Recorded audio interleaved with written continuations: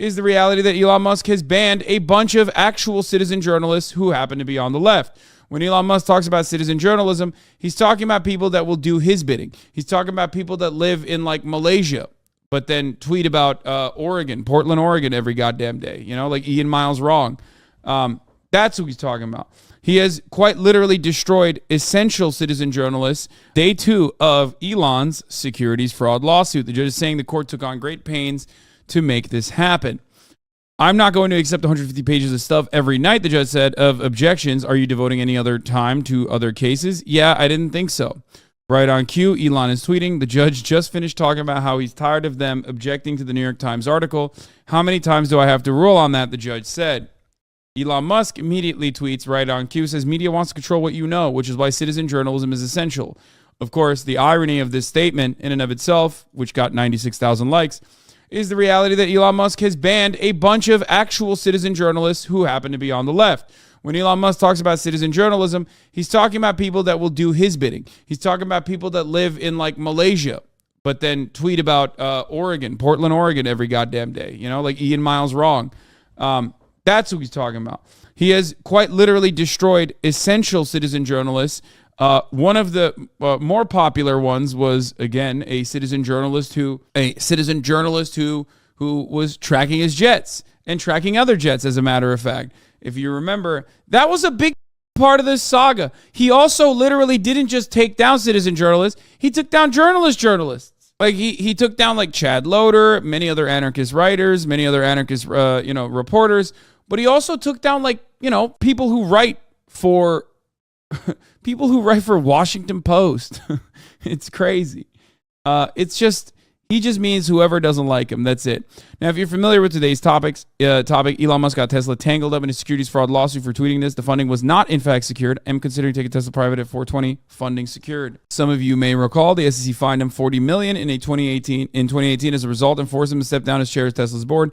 Now he's getting sued by investors who own stock over a 10-day period, claiming the tweet cost investors billions.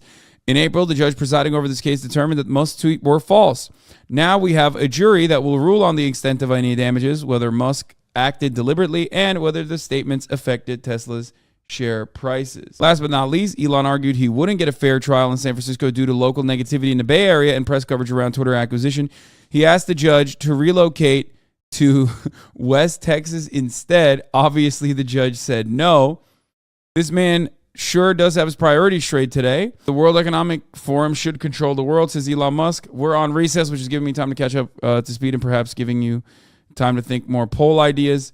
So I do find this hilarious that he tweeted this because he is the World Economic Forum. You are literally the World Economic Forum. You are who do you think the World Economic Forum is defending? The jury was just brought in. The judges apologized for the late start. Opening statements are now starting with the plaintiff's team kicking it off. There is no dispute that Elon Musk lied, the plaintiff's lawyer said. They're reading his tweet out loud now. It's beyond dispute that funding was not secured, the plaintiff's lawyer said. The plaintiff's lawyer has been really hammering home that Elon knew that what he was tweeting was a lie. Funding secured past tense, he says. 2,400 news articles over 10 days had been published about this funding, he said. How can investors know the funding was not secured? The market believed funding and investor support was confirmed, he says. Late on August 16th, the New York Times paper of record, he says, published a detailed on-the-record interview about the tweets. One plaintiff is a self-made man, his lawyer says. He's been trading by himself with his own money. He believed in Tesla.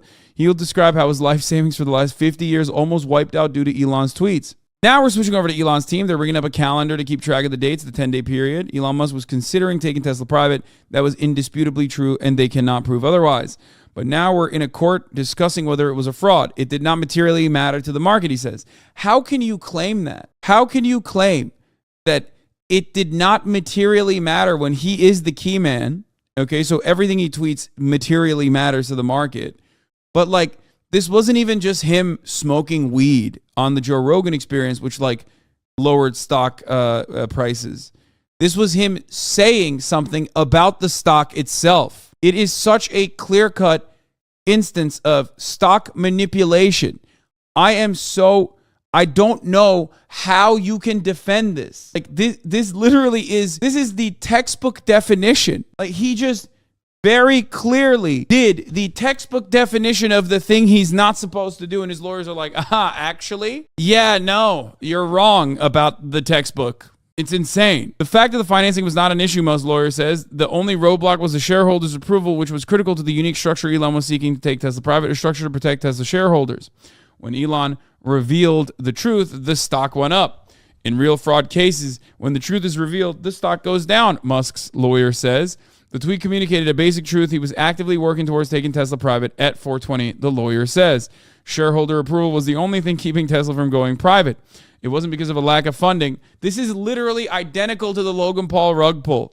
Like, in so many ways. I'm losing it. It is such a hilarious instance. It is such a hilarious, like, scam being conducted at the highest echelon of society versus, like, mid-tier wealthy guy doing a scam to, like, other suckers. Okay? Anyway, Musk's lawyer is now explaining that Tesla's pathway to profitability. You build a sports car to make money, take that money to build a more affordable car, and then take that money into building a more affordable car. Except that's a wonderful way to explain profitability. However, you never built the sports car to make the money to begin with. You just took money to build the sports car. And then, like, where is that sports car? And then you built the affordable car, sure. And then you took that money to build a more affordable car. It's no longer affordable. Musk's team was literally sleeping in the factory to get this done. He adds, they fought their way to 5K vehicles a week by July.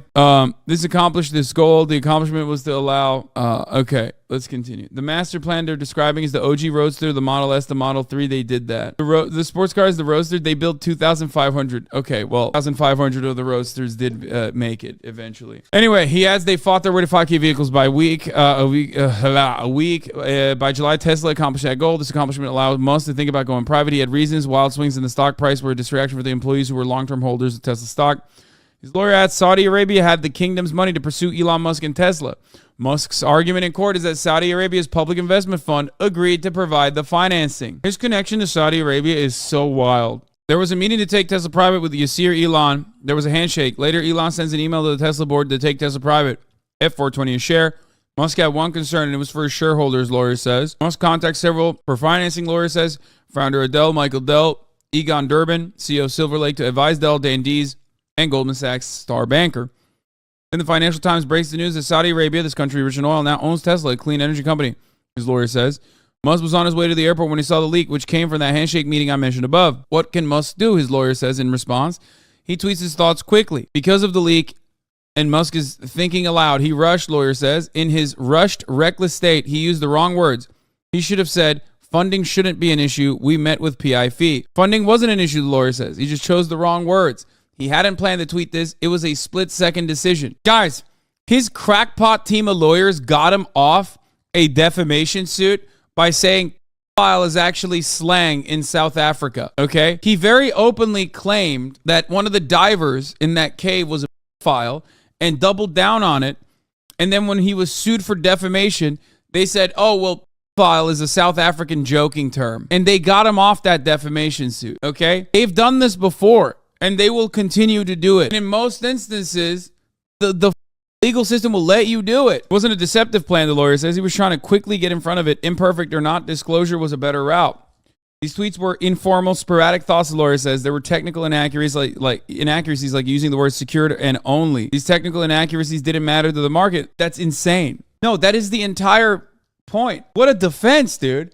The entire defense argument is like, oh, he just didn't mean it, really. Like, and also it didn't matter. Well, there would be no lawsuit if it didn't matter, would there? I guess like undermining the main point of the lawsuit is an effective legal strategy. Only when paired up with, oh, we were just kidding, Your Honor. If the market knew all the backdrop we've been discussing, not in a short form tweet, it wouldn't have made a material difference to a reasonable investor, most lawyers said. When the market does react, it's the possibility of a transaction, not the throwaway funding secured. They are trying to argue that no reasonable investor would believe that was possible, basically saying that plaintiffs were irrational. Why? First of all, they're Tesla buyers, like not Tesla the vehicle buyers, but Tesla the stock buyers. Okay, so technically they are irrational, thinking that Tesla's valuation is like normal. Okay, but that kind of takes the market, that kind of keeps the market afloat. Now, none of that matters ultimately, because even if you're not a buyer, of Tesla, or a firm believer in Tesla, you would still look at that tweet and go, oh, he definitely did. Whether or not the plaintiffs or whether or not the purchasers of the stock were irrational doesn't change the reality that, like, he definitely made a statement that manipulated the stock price, and it was a falsehood. How can you just do this and then try and maybe even successfully get away with it? I don't understand.